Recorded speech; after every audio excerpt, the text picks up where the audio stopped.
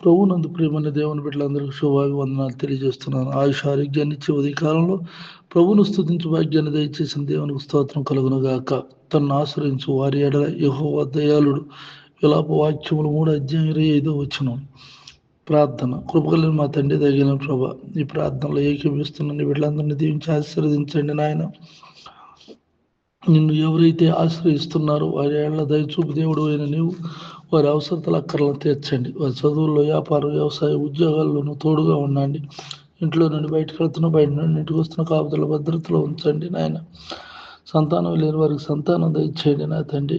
ఉద్యోగాలు లేని వారికి ఉద్యోగాలు దయచేయండి ఆయన. ఆర్థిక ఇబ్బందులతో బాధపడుతూ అప్పుల్లో ఉన్న వారికి అప్పులు త్వరగా తీరిపోవటం సహాయం చేయండి.